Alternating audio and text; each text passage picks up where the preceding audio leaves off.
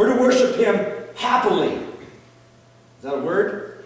It is now. Happily. We're to worship Him with enthusiasm. Hallelujah.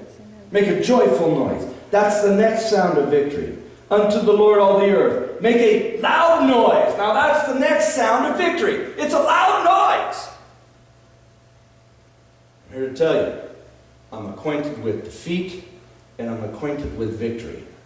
And those who experience defeat, not much noise.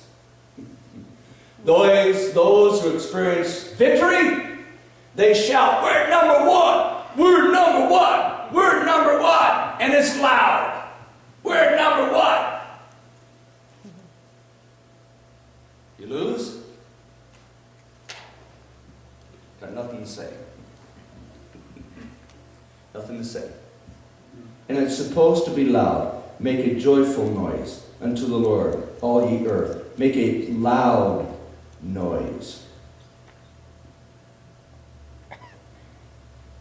And rejoice and sing praise. Sing unto the Lord with the harp, and with the voice of a psalm, with trumpets and sound of cornets. Make a joyful noise. There it is again, with our instruments. Make a joyful noise before the Lord the King. Let the sea roar and the fullness thereof, the world that they dwell therein. Let the floods clap their hands. Let the hills be joyful together. Before the Lord, for He cometh to judge the earth. With righteousness shall He judge the world, and the people with equity. Now let me just explain to you for a moment. The impact of a loud, joyful noise. Because all through the Scripture, the Lord is going to descend with a loud shout. The Lord is going to descend, and the archangel is going to blow a loud trumpet sound. There's going to be no whispering. God may whisper to our souls right now. God may speak to ourselves in a whisper. But folks, when it's time to go home, it's going to be loud. Amen. Really, really loud. Now, there is a spiritual dynamic about loudness. And the spiritual dynamic is this.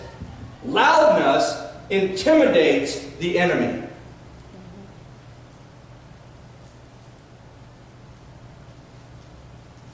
I said, when we sing and shout for joy, and we make a loud noise unto the Lord, that intimidates the enemy. It's like the Scripture says, resist the devil and he will flee from you.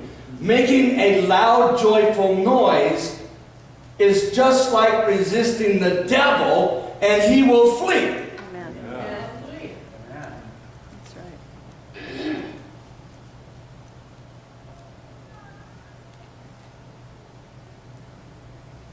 And the other thing about making a joyful noise, a joyful, loud noise, listen to this now,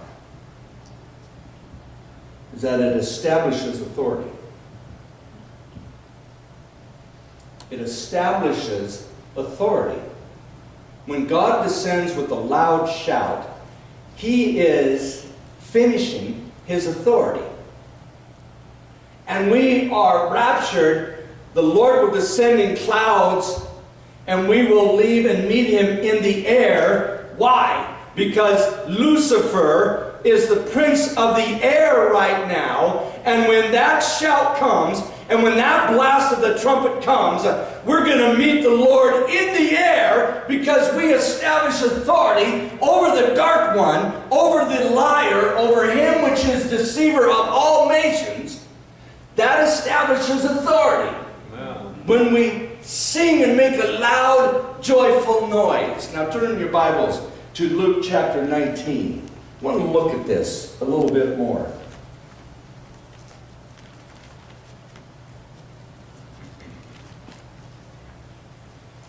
Now don't misunderstand me. This is not, I'm not promoting that when we sing we should yell. You know. Hey, Lord. No. There are people who are Christians who are very demonstrative, and everything that they do is loud. And they're loud, and they, whoa, and they, oh yeah, and everything is loud. Well, that's not glorious, that's obnoxious. That's not what this means. Okay? Let's take a look at it. Luke chapter 19, and beginning with verse 35, this is when the Lord made his entry into Jerusalem. And they brought him to Jesus, and they cast their garments upon the colt, and they set Jesus thereon. And as he went, they spread their clothes in the way. When he was come nigh, even now at the descent of the Mount of Olives, the whole multitude of the disciples began to rejoice and praise God with a loud voice,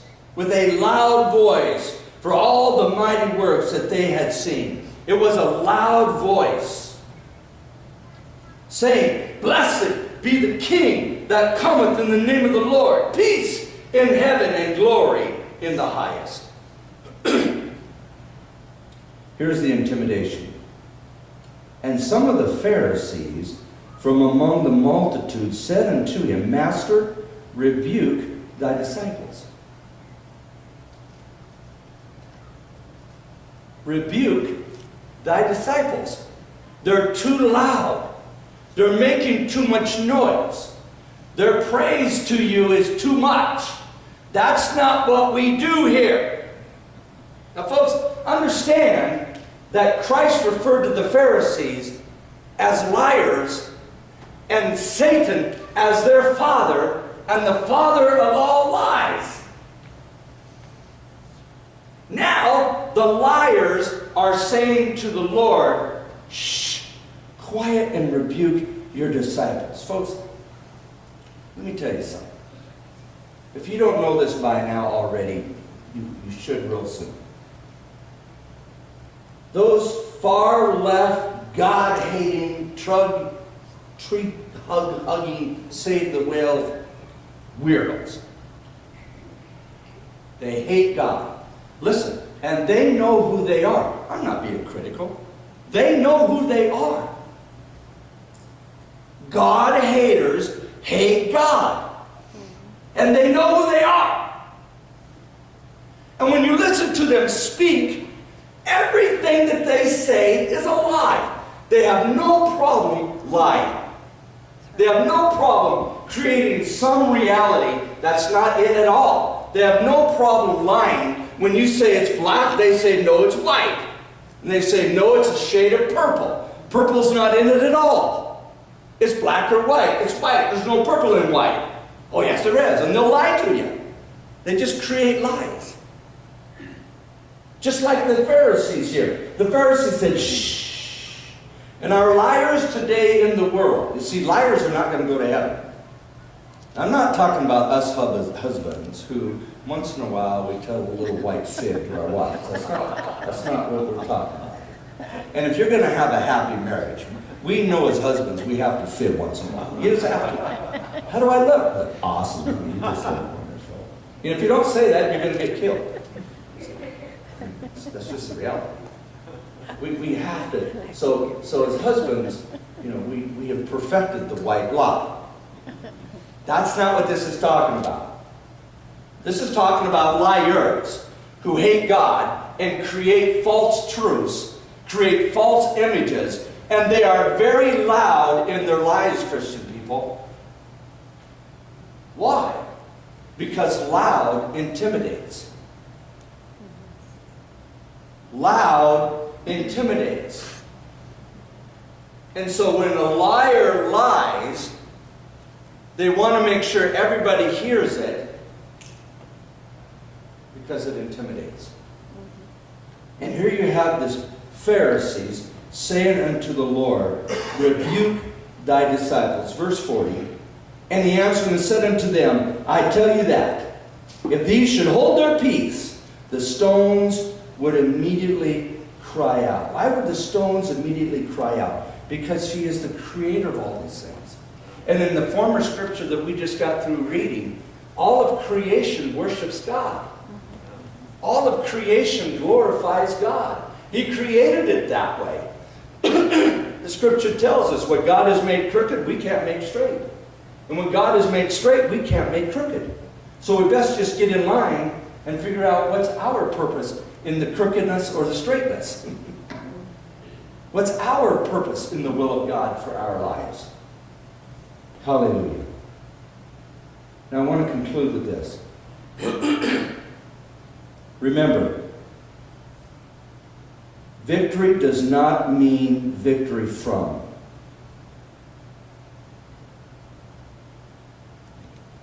Victory doesn't mean, boy, am I glad we didn't have to go kill those guys. Boy, am I glad we didn't have to go to war this time. That's not victory. That's thankfulness for that we avoided something potentially disastrous. God doesn't give us victory from. God's not didn't give our wonderful friend and saint, brother in Christ, Brother Mel. God did not give Brother Mel victory from his stroke. But I am here to tell you, I have been pastoring for nearly 40 years. And of all the people that I've seen go through difficult times and difficult troubles, there is none that stands out as an example of victory going through something as Mel.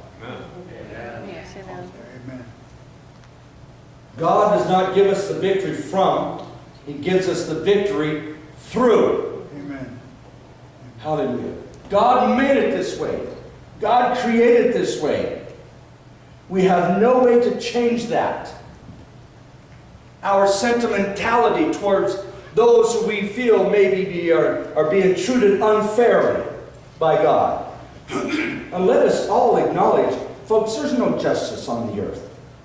There isn't. There's no justice. Oswald Chambers, I love what he says. He says, never seek for justice, because you're not going to find it. But never fail to show justice. There's no justice on the earth. Oh, judges once in a while rule this and rule that. Maybe children or whoever is disciplined this way or that way. We try to do the best that we can, but there's no justice. The only justice is right here. And if this is in your heart and in your life, then you got justice. And justice may mean sometimes we got to go through that difficult, dark place. But if we have the sounds of victory, we'll be victorious as we go through it. Yes. And when the roll is called up yonder, we'll be there to meet that roll. Hallelujah.